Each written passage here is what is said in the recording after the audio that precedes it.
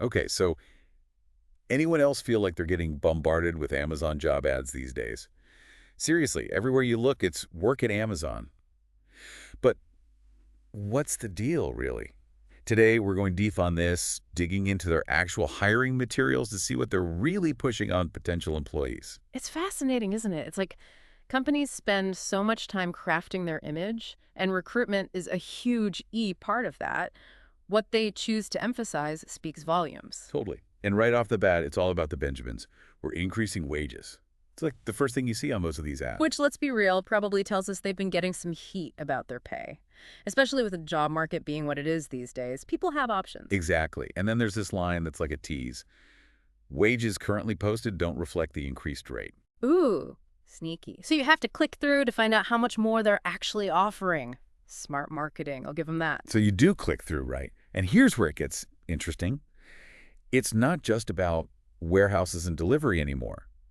I mean, those are still there, but they're also hiring for customer service for their physical stores. They've got those going strong, yeah. Right. And then you've got delivery drivers, which, okay, we're used to seeing. But get this, Amazon Air. Like, they're staffing entire airports now. It's wild. It's clear they're playing the long game, right? Expanding into all sorts of industries. But what I find interesting is that across all these different roles, the perks they highlight are incredibly consistent.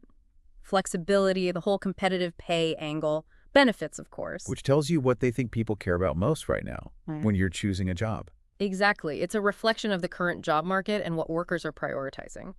And speaking of priorities, they really push that anytime pay thing, like get your money whenever you want. Instant gratification nation, right? You got to appeal to that. It makes you wonder, though, is that really empowering people, or are we feeding into a cycle of need it now that might not be the healthiest? Something to think about. For sure. And they do mention other benefits like parental leave, employee discounts, that kind of thing. Though I'd be curious to hear more from actual employees, you know? Mm-hmm. Like, how have these benefits actually played out in your life? The real stories are always more telling. 100%. Real-world examples over marketing jargon any day. Now, when it comes to the actual work environment, they use a lot of the usual buzzwords. Safe, inclusive, supportive. Which, fair enough, most companies do. But we'd be remiss if we didn't acknowledge that Amazon has had its share of, shall we say, controversy when it comes to how they treat their workers. Right. It's important to keep that in mind.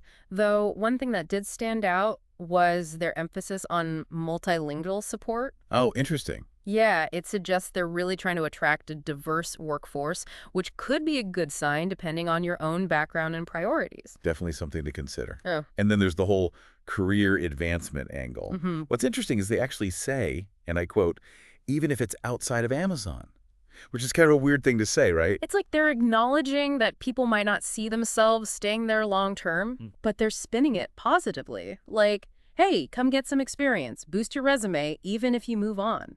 Clever, really. They also highlight stories of specific employees, like Paul, who's former military.